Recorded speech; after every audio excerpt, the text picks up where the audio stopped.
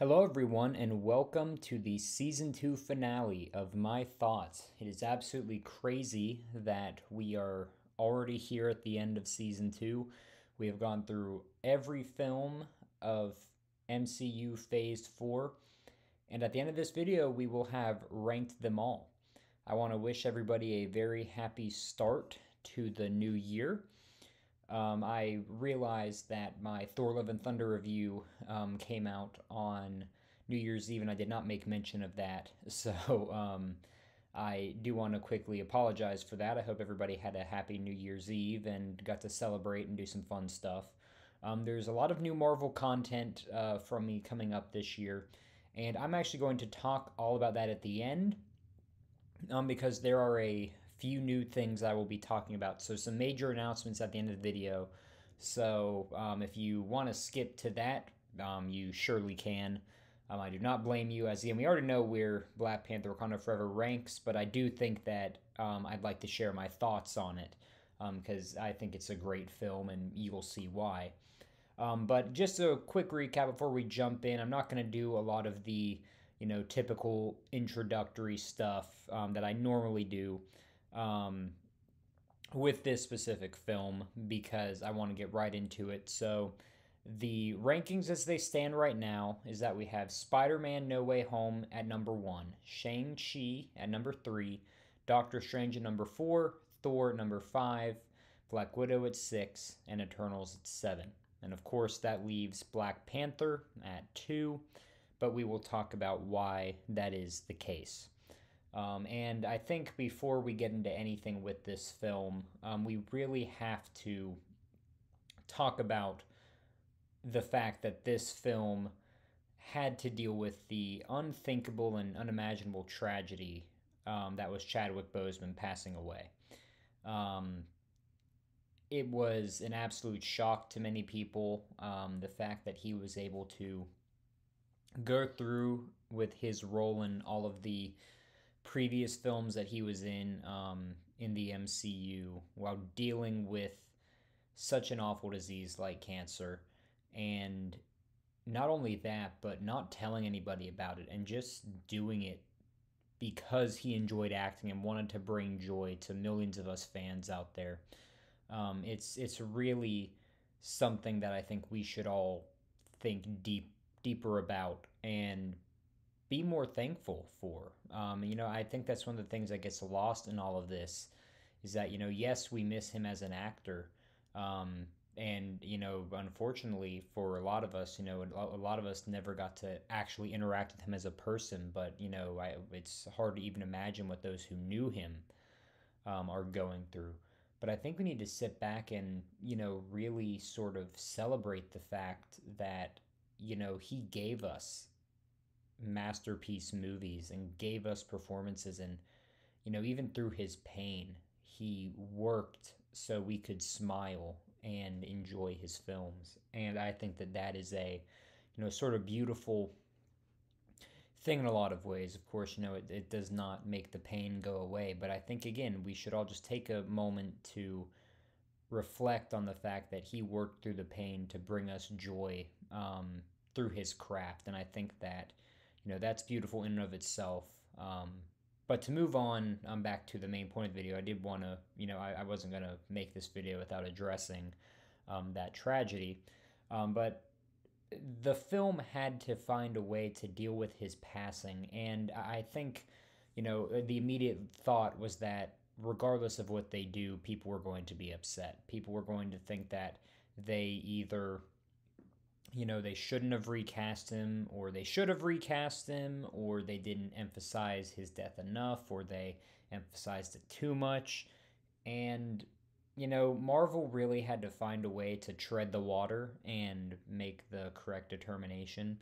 And that just seems like an impossible thing to do, especially nowadays with internet culture, especially around Marvel movies and Marvel fans themselves tending to be very toxic when it comes to new releases and especially controversial decisions. And let's be honest with ourselves, whatever Marvel attempted to do with this film, it was going to be controversial one way or another. And so they just had to sort of stick to their guns and find out and figure out what the best path forward is. And not to mention, this movie also was going to introduce one of the most important characters from the comics, Namor the Submariner. Now, I know they call him Namor in the movie. I will be calling him Namor. But again, I don't think there's a definitive correct pronunciation. Um, and I think that the reason, of course, that we have not seen him beforehand, well, there's many reasons, but one of the major ones is that we have Aquaman in DC, and a lot of the qualities that Namor has is very similar to Aquaman. So they also had to find a way to make Namor a unique character along with introducing him. And again, he's very important, he's very powerful, and he will likely be a very key player coming up in Phase 5. So, as always, let's go through the characters. I'll give you my best scene, my least favorite scene, and then we will give it a ranking. And again, I implore you all to stay to the end because we have some exciting announcements coming up about future projects. So we have to start off by talking about Princess Shuri, who is the new Black Panther. And I think the first thing that has to be said right off the bat is that the progression of Shuri ultimately becoming the Black Panther, it was perfect. It wasn't something that was the main point of the film, even though I think for a lot of people that is what they believe the film would be about, would be Shuri, sorry, figuring out, what it would be like to become the new Black Panther. And that's really not what this film was about at all. It was really about Shuri dealing with the pain of her brother's loss and ultimately coming to the conclusion that she shouldn't sit idly by. She needed to become the Black Panther.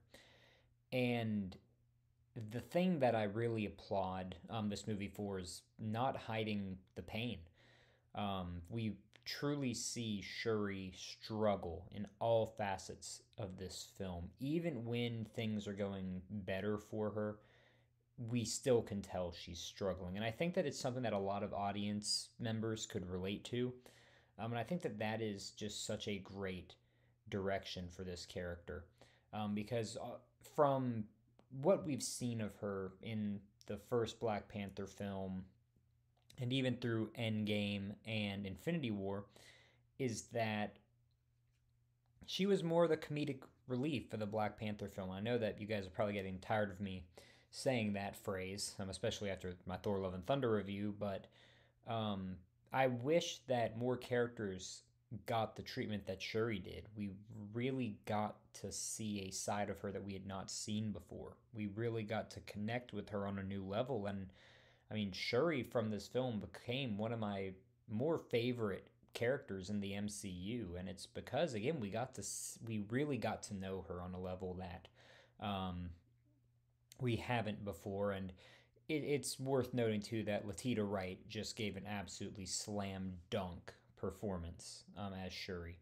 So all around, again, I would argue that Shang-Chi and seeing his backstory was one of the best in Phase 4, but I would argue that Princess Shuri's entire arc, and including becoming the Black Panther, is one of the best, if not the best, in all of Phase 4. Next up, we're going to talk about Queen Ramonda, and I think it's very interesting that the movie sort of pivoted to her really becoming a main character because we really didn't get to see that much of her in the first movie. Now, of course, granted, a lot of people would probably argue that, because of the circumstances around the film, she had to become a main character. But regardless, she played a very important role. And I know that I said that Latita Wright gave a fantastic performance, but Angela Bassett absolutely killed it. The passion that you saw in all of her lines, the passion you saw in all of her scenes, it was phenomenal. You could tell that she really, again, just put her all into this, and it was almost you know, her way of saying goodbye to Chadwick Boseman, I believe, in a way, because her character also met their end in the MCU. Um, and I think, unlike a lot of other deaths that we have seen in Phase 4. And I hate to say this, but I can't think of any other way to say it. They sort of felt just inconsequential. You know, we saw Wen Wu die in Shang-Chi, and, you know, it was sad, but it didn't really feel impactful. And then you get to movies like Doctor Strange, where again the entire Illuminati get killed in a few seconds, and Thor, where Jane Foster's death quite literally shows that there are no consequences, and Korg's death is used to make a joke. And instead, this movie, her death helped mature Shuri. And the sort of profound thing about it is that it never felt that way. It truly felt like she was her own character. Her death happened naturally, and it was used to move the plot along, clearly. Um, but it didn't feel that way because, again, Angela Bassett made this performance her own. And again, this might be one of the best individual performances in MCU film that we've ever seen. But I think that, again, another character that we really hadn't seen much of, that we just got so much important background on. Is absolutely amazing. And again, I have to say it again, this is the third time, but Angela Bassett absolutely killed it. Killed it in this role. Next up, we're going to talk about Okoye. And the very interesting thing about this film is that all of the characters were dealing with loss in some sort of way. And Okoye had to deal with loss, but she mainly dealt with the loss of her title. And of course, she was trying to balance that with also dealing with the loss of T'Challa, or Chadwick Boseman. Um, and I think that, again, I believe she's getting a Disney Plus series, so there's a lot of, new things that will come out with Okoye soon. And I think it'll be very interesting to see where her character goes. I do want to quickly mention that I did really think that the fact they gave her a power boost was awesome. I've always sort of wondered, as you've seen my Power Level series, that Okoye she's a very skilled fighter, but she's not a powerhouse by any means, but she's been able to go up against people who are much more powerful than she is. And I think that now it will make a little bit more sense, if we see her going up against someone like, I don't know, a U.S. agent, or, someone in that range of power. I will say that her new suit is a little bit of an over design, in my opinion, but not too bad. Not too bad at all. Not as bad as the next character we are about to talk about. And I will also say this too, again, going back to comedic relief, and especially in a film that was about loss so much, I think that Okoye, along with M'Baku, were really there for comedic relief. And it wasn't overdone. It was, sort of done tastefully, I would say. And, that I think it was perfect. The few times that they did make jokes, I think it all really went well. Okay, next up is Riri Williams, and who is also Ironheart. And I've heard a lot of people share their opinions on Riri Williams' inclusion in this film, and I've heard just very negative things about it. And I don't necessarily disagree. I think the first thing that needs to be said is that she literally played the America Chavez role in this film. She was there to move the plot along, and then became an important plot piece at the end and helped in the final battle, which is literally what America Chavez did. The issue is America Chavez sort of felt like she had a role in Multiverse of Madness. I'm not going to say how they used her in that film was fantastic, but it feels a whole lot less impactful here. And in fact, I'd go so far as to say her inclusion feels shoehorned, and I think that's the opinion that many would also give about her inclusion. I really like the dynamic between her and Princess Shuri. but I would definitely agree that she felt shoehorned. I wish they would have found a way to introduce her in another project or just introduce her in her Disney Plus show that's coming out. But again, I'm pretty sure this is just a case of Marvel saying, hey, we needed you to introduce this character. And I guess it worked out. I'm assuming that probably the budget for having some of these characters come back for a Disney Plus show would be a bit too pricey. So again, I think that it makes sense why she's included, but I think that if you take out her entire existence in the film, you could have easily found other ways to move the plot along. But the last character that we're going to talk about is Namor, and I want to start off by saying that I really do think that the film does a good job, sort of, differentiating him from Aquaman. Um, I think that Namor has a lot more historical, real world, culturally significant things that he represents compared to Aquaman. And I just think it's important to say that right off the bat. Um, and I think his motivation absolutely makes sense throughout the film of how he wants to, keep the surface world at bay and eventually conquer the surface world because he knows that they will eventually come for them. But the backstory does not. Seeing, this death and destruction when he was a kid and letting that sort of guide him throughout his entire, you know, livelihood so far, which we're told has been, hundreds of years. Doesn't really make sense. It sort of seems like a cheap, cop out. Maybe it would have been cool if they would have shown a flashback to where, maybe the first submarines were used and they attacked Talakan and he had to fight that way. I mean, I think that would have been a more impactful way. But I mean, I know again it was culturally significant why they decided to go with the backstory they did. I wish that they would have changed it up a little bit though, because it seemed again just sort of the classic Marvel, villain backstory.